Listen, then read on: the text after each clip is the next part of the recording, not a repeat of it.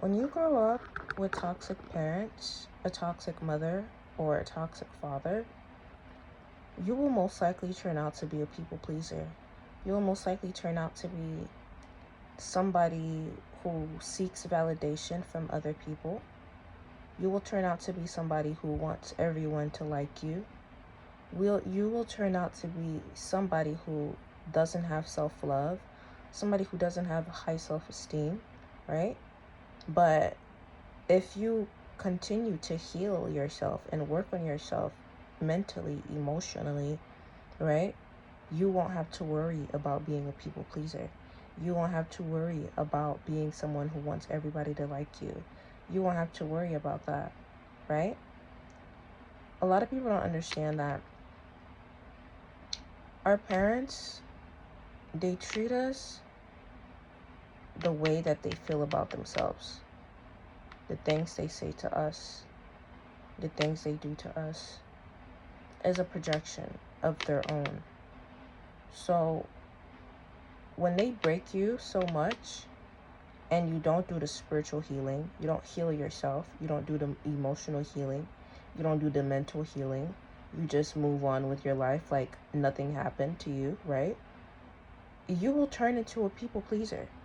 You will turn into that person who craves validation from everything else except yourself. You will want everybody to like you. You will want everyone to like you. And that's not a good way to be. Now, it's a difference if you don't like conflict. You don't want to. You don't want to do conflict. That's different. But when you're the kind of person who wants everybody to like you because you seek so much validation from others, because you never got that validation from your parent, you never got that validation from your mom, you never got that validation from your dad or your grandma or your uncle or your auntie or whoever raised you, right? Right? Because siblings are siblings, they can be abusive too, right?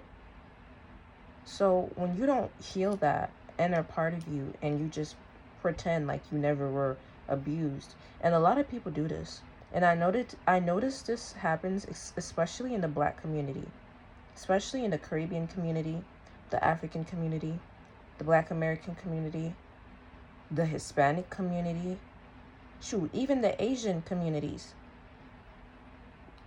That is something that they do a lot. They get abused, and when they get older, they pretend like it never happened to them.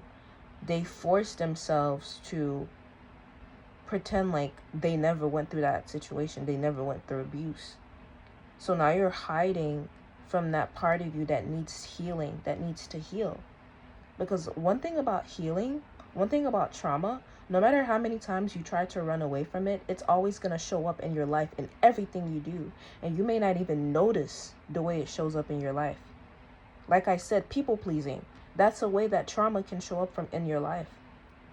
That's the way that abuse could show up in your life. You may have been beat by your father continuously.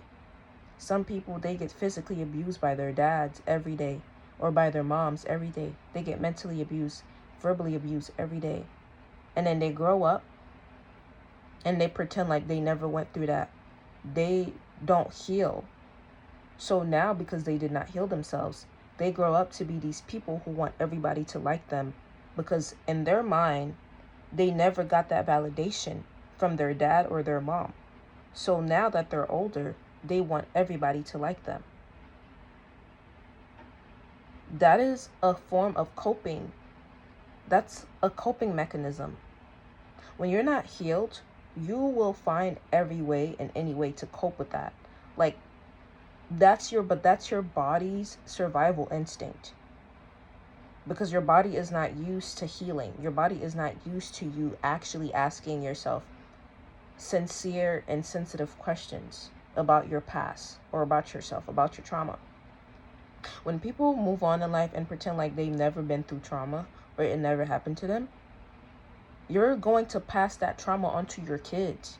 Whether you don't think you are going to, if you don't heal, if you don't sincerely, genuinely heal your trauma. And for you to heal your trauma, you have to, you can't pretend like it didn't happen. You can't pretend like your trauma is not something that never happened in your life.